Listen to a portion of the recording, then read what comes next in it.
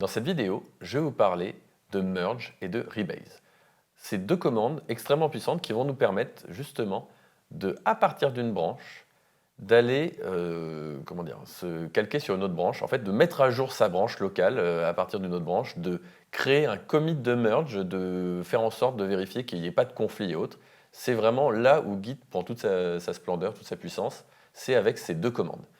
Elles vont à peu près faire le même résultat final, c'est-à-dire que le but du jeu, c'est de faire en sorte que j'avais deux branches qui avaient divergé, et au final, je vais les rassembler en une seule branche, c'est-à-dire je vais faire en sorte qu'à la fin, je vais avoir un historique qui est continu, mais elles ne vont pas marcher exactement de la même manière.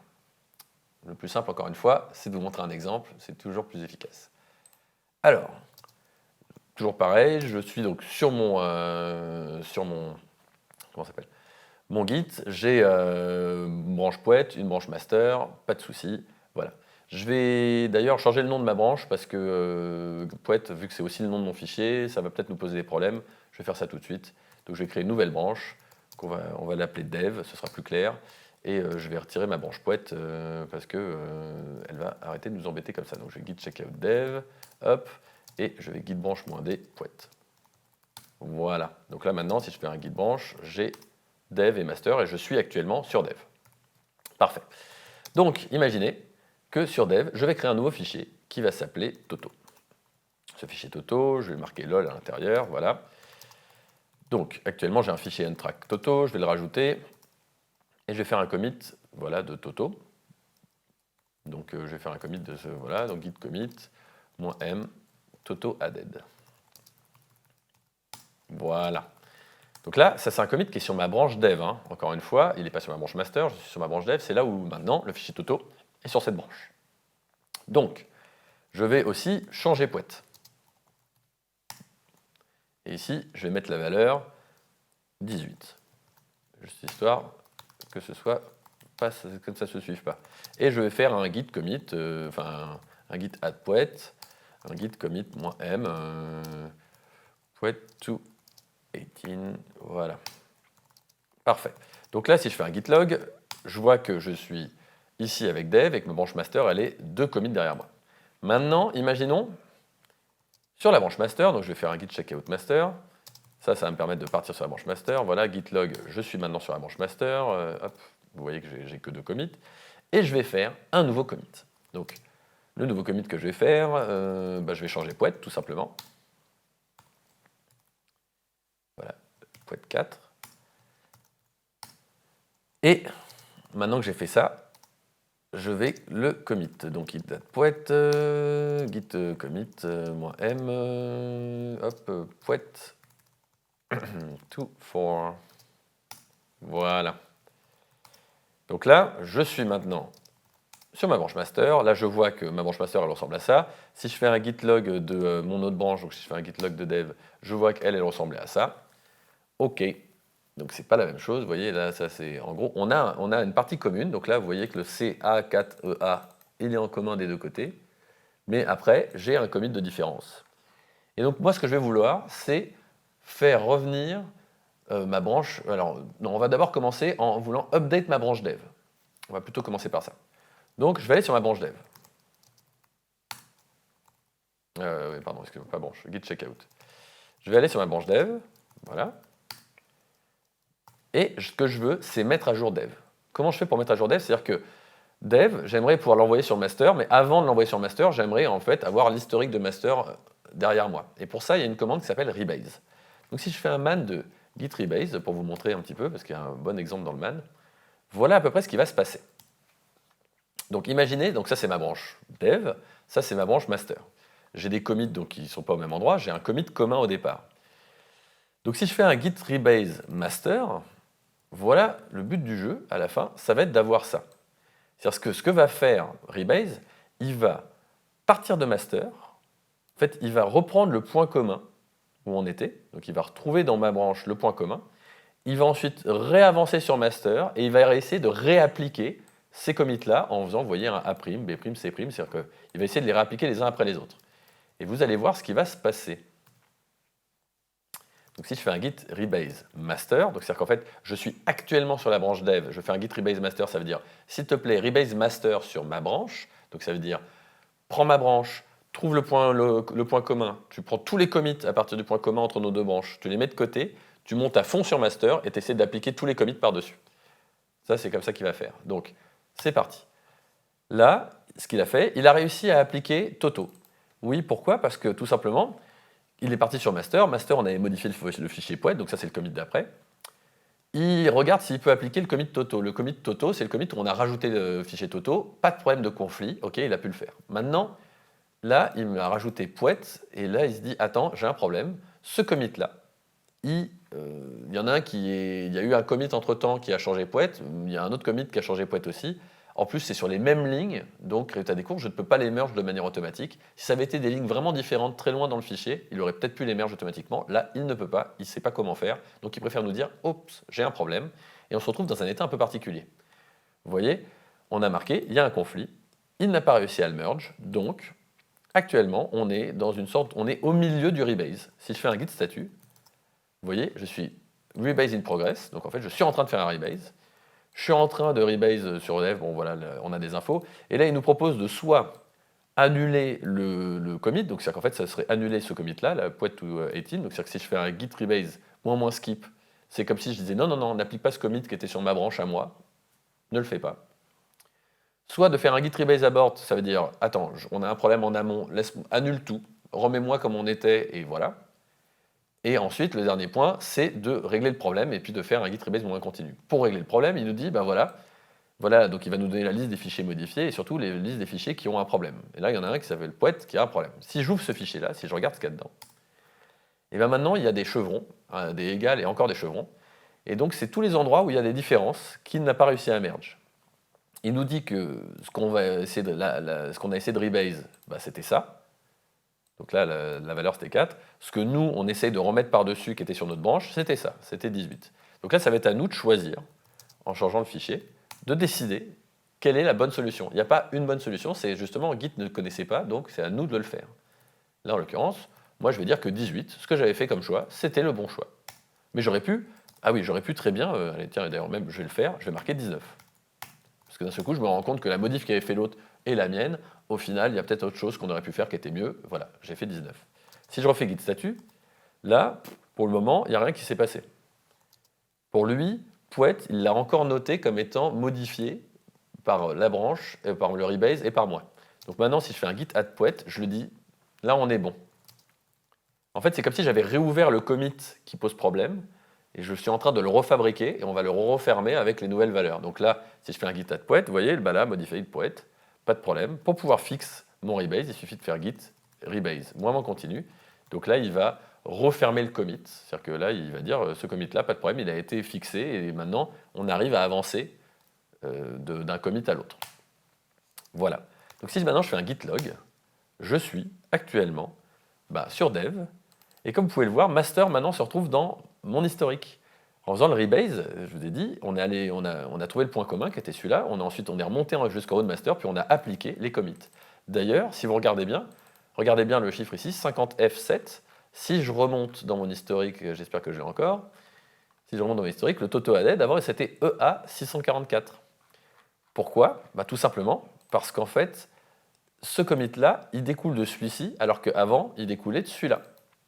Et vu que c'est des diffs et autres, en fait, c'est un nouveau commit. C'est-à-dire que ce commit-là n'est pas le même que l'autre. Même s'il fait exactement la même chose. C'est juste que d'un point de vue branchement, il n'est pas au même endroit, donc il n'a pas le même ID. Alors voilà, là j'ai mon poète to 18 qui d'ailleurs ne veut plus rien dire, parce que maintenant c'est 19. Donc vous voyez par exemple, il faut faire gaffe à ce genre de choses. Il existe un moyen de changer le nom d'un commit, en fait de retravailler un commit. Attention, c'est un outil puissant mais dangereux. On peut faire git commit -amend, je vous le montre dans cette vidéo. Voilà, et par exemple, je pourrais écrire ici poète to 19. Et là, sur le papier, si tout s'est bien passé, git log, ça aurait dû le changer, sauf que j'ai un problème sur cet ordinateur avec ça, donc on va faire un git commit -m, et poète to 19. Voilà. Et voilà. Là maintenant, je suis au bon endroit, j'ai juste changé le nom, pas de problème. Donc là, on a vu en fait le rebase. Rebase, donc c'était, je veux ramener une branche autre sous ma branche, et ensuite remettre tous mes commits par-dessus et résoudre tous les problèmes qui peuvent exister. Maintenant, il y a une autre chose qui s'appelle le git merge. Le git merge, c'est pas exactement la même chose, et voilà à peu près à quoi ça ressemble. Le git merge, c'est je veux prendre une branche, tous les commits de cette branche, avec toutes leurs différences, et faire un commit de merge qui va rassembler tous ces commits de différence sur ma branche. C'est-à-dire qu'au lieu de mettre en dessous, je vais mettre au-dessus. Alors le git merge en général, donc là vous avez vu que c'était sur dev, j'ai fait un rebase. Là le git merge ça va être dans l'autre sens, c'est plutôt sur master qu'on va faire un merge d'une branche. Donc là si j'allais sur master,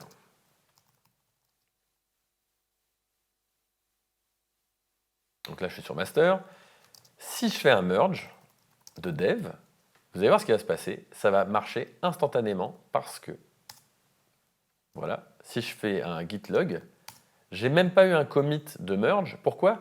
Parce qu'en fait, dev était déjà, d'un point de vue historique, à la suite de master. Donc, pour le merge, il n'a pas besoin de faire quoi que ce soit comme opération, il a juste repris les commits et il les a mis par-dessus.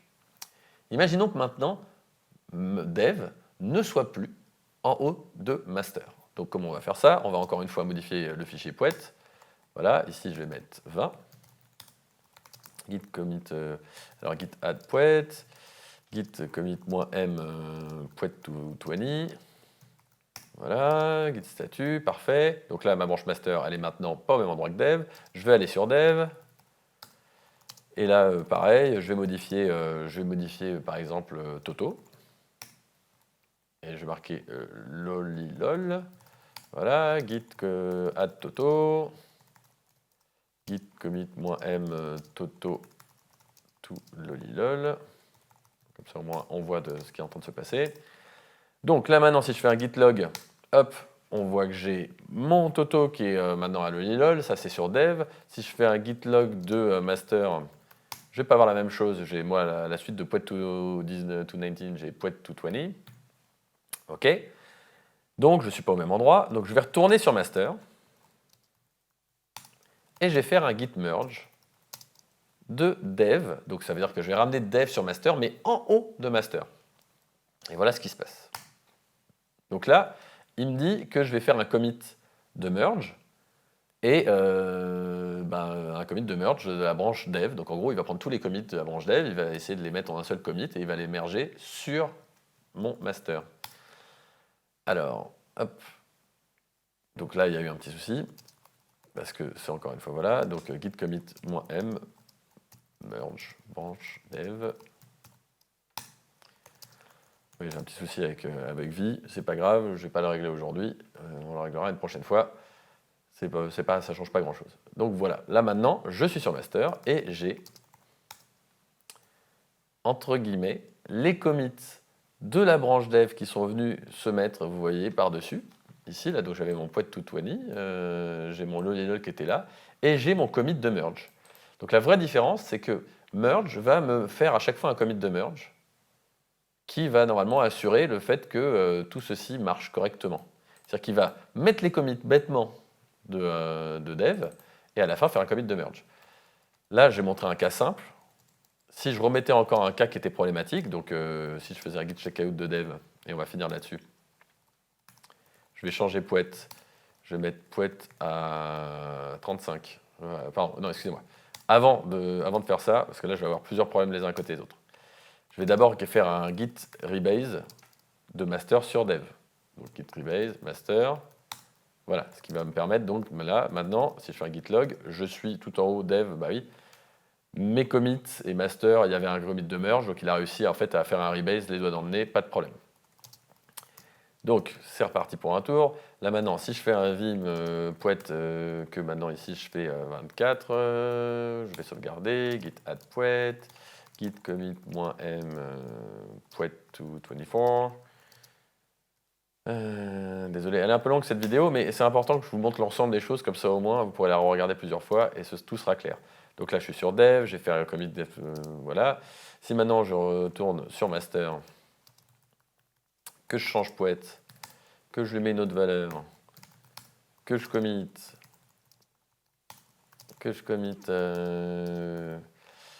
poet to 29, je crois que je vais le mettre, voilà, hop là.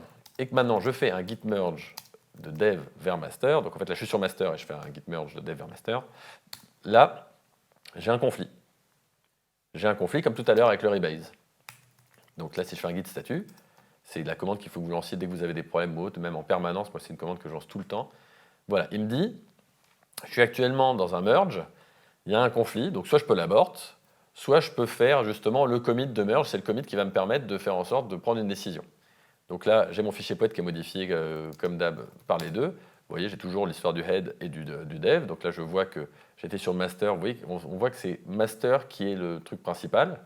Quand on fait un merge, c'est l'endroit où je suis qui est le truc principal. Quand je fais un rebase, c'est l'endroit que je veux rebase qui est le truc principal. Donc là, le head, c'est master. Et là, il me dit sur dev, il y a 24. On va dire que c'est master qui avait raison. Et donc, on va garder ça comme ça. Oh, quoique, j'ai peur qu'il nous simplifie le... Donc, comme d'habitude, on va dire qu'il y a une modif autre. Voilà. Parce qu'en fait, lui, il s'en moque de savoir que c'est une modif autre. Et donc là, maintenant, je vais rajouter poet. Voilà, git statut, encore une fois. Là, il me dit, pour pouvoir continuer, il faut faire un git commit. M, poet to 30. Hop là, git statut. Et donc là, si je fais un git log, je vois que j'avais mon poet to 24, il est là. J'ai eu mon poet to 29 aussi, il est plus ou moins dans la liste. Alors en fait, précisément, il n'est pas vraiment l'un après l'autre. Il y a des petits programmes qui permettent de voir ça, mais c'est-à-dire que je vous ai dit, on a rajouté la branche dev par-dessus, donc il m'a rajouté vraiment les différences qu'il y avait par-dessus la mienne. Et là, ça, c'est mon commit de merge. Il est là. Et on voit que la branche dev, elle est là. Voilà comment ça marche. Tout simplement. Donc là, ça, c'est pas l'endroit, c'est pas l'historique hyper clair. Ce qui est important de savoir, c'est qu'ici, c'est un commit de merge. C'est même marqué là, en fait. Vous voyez? Il y a marqué que c'est un commit de merge. Et en plus, il nous montre les différents commits qui ont été merge. Donc en fait, celui-ci et celui-là. Voilà. C'était un peu long, mais au moins maintenant, vous savez exactement comment marche rebase et merge. Et vous n'aurez aucun problème à passer d'une branche à l'autre et à faire ensuite des updates d'une branche vers une autre, en sachant comment maintenant marchent ces deux outils extrêmement puissants.